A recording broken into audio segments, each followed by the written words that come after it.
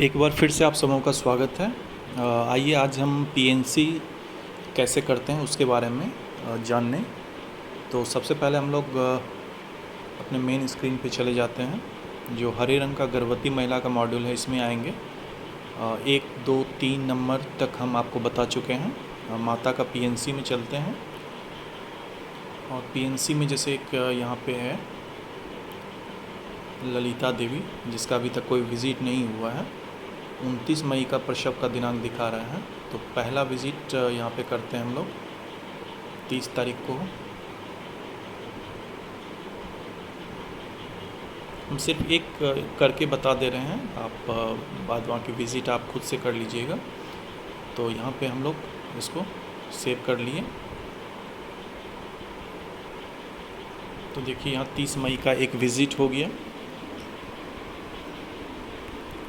अब दूसरा पीएनसी आप फिर उस डाटा को खोलिए और जिसे बैक करके हम आपको फिर से बता दे रहे हैं।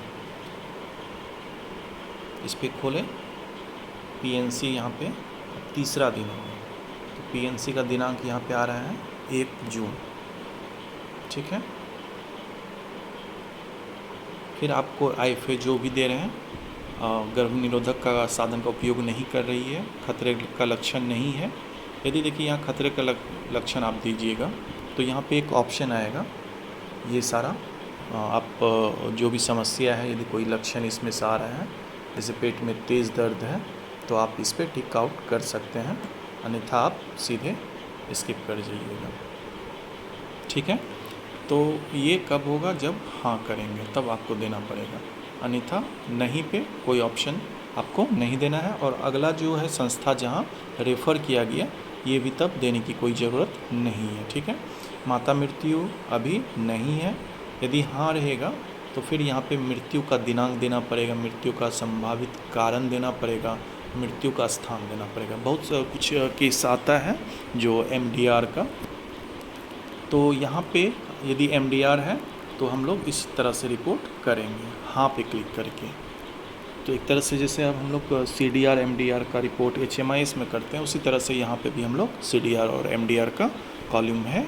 तो आप पीएनसी पीरियड में आप हाँ पे क्लिक करके मृत्यु का दिनांक, मृत्यु का संभावित कारण, और यदि कोई अन्य कारण है और मृत्यु का स्थान कहाँ पे हुआ है, घर पे, हॉस्पिटल पे और रास्ते में, तो ये डाटा आप जो है दे सकते हैं। तो फिलहाल हम लोग नहीं करते हैं।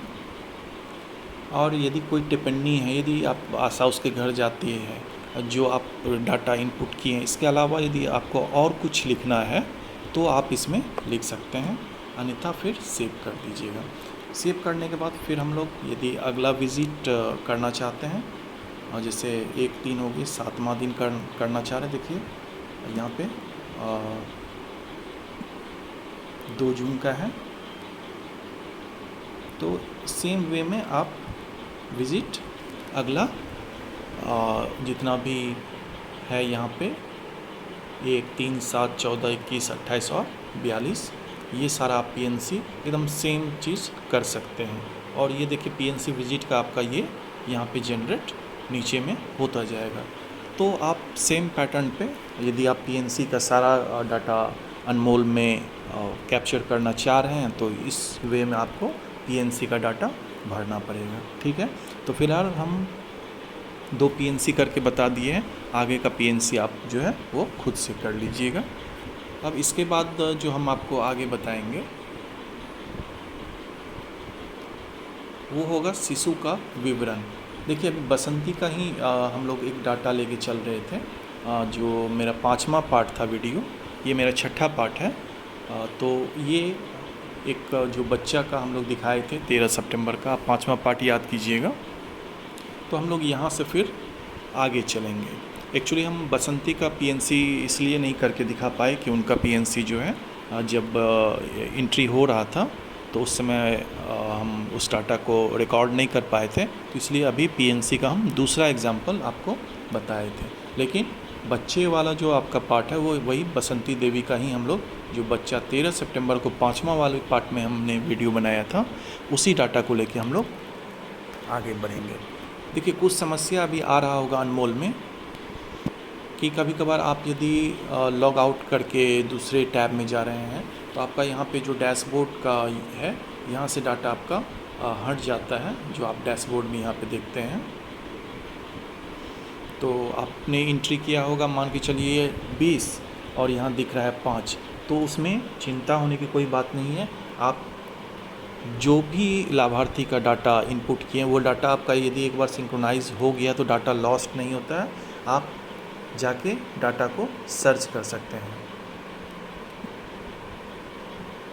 जैसे यहाँ ट्रैकिंग में गए और जैसे हमको कोई भी डाटा सर्च करना है तो हम जैसे यहाँ पे एक सीमा देवी हमने लिखा और ये मैग्नीफायर पे जो सर्च करने का है बटन, उस पर क्लिक किए तो आप जो भी डाटा आपको लगेगा कि हाँ ये मेरा डाटा नहीं दिख रहा है तो आप एक बार सर्च करके, सर्च कहाँ करना है, जिस संबंधित मॉड्यूल में आपने उस लाभार्थी को एंट्री किया है वहाँ पे आप सर्च कर लीजिएगा। ऐसा नहीं हो कि गर्भवती का डाटा हम जो है चाइल्ड वाले मॉड्यूल में सर्च कर रहे हैं, तो जब तक वहाँ तक नहीं जाएगा वो आपको चाइल्ड वाले मॉड्यूल में नहीं दिखेगा। तो डाटा जो है वो लॉस्ट नहीं होता है। हाँ, इवन ये प्रॉब्लम हो सकता है कि आपके डैशबोर्ड में वो उतना डाटा काउंट कभी कभार नहीं दिखाएगा, तो इसके लिए आपको चिंता करने की बात नहीं है। तो चलिए सेम पैटर्न पे आप जल्दी से PNC आप कर लीजिए। जस्ट अगला वीडियो हम आपको जो बताएंगे वो शिशु का विवरण वाला वीडियो। तो अब हम लोग जो एंट्री का धीरे धीरे है वो पार्ट आगे बढ़ रहा है और हम लोग अब जो 5 साल तक का बच्चे का टीकाकरण होता है वहाँ पे अब उस मॉड्यूल में, मतलब कि शिशु वाले मॉड्यूल में हम लोग अब एंट्री करने वाले हैं। तो चलिए जल्दी से आप एंट्री कर लीजिए और प्लीज़ मेरे इस चैनल को सब्सक्राइब ज़रूर कर दीजिएगा। और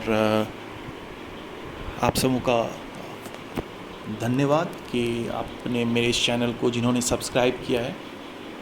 बहुत सारे लोगों का कमेंट्स भी आ रहा है, कमेंट्स का हम कमेंट के माध्यम से ही सॉल्यूशन अभी दे रहे हैं। जैसे लास्ट कमेंट आया है था, अभी तो नाम हम नहीं बता पाएंगे, कमेंट आया हुआ था कि NCD में री-स्क्रीनिंग करने का वीडियो बनाने के लिए बोला गया था। तो हम जल्दी ही री-स्क्रीनिंग का वीडियो फिर से शेयर करेंगे, जो अपडेट कुछ यदि आया होगा तो तब तक के लिए जो है आप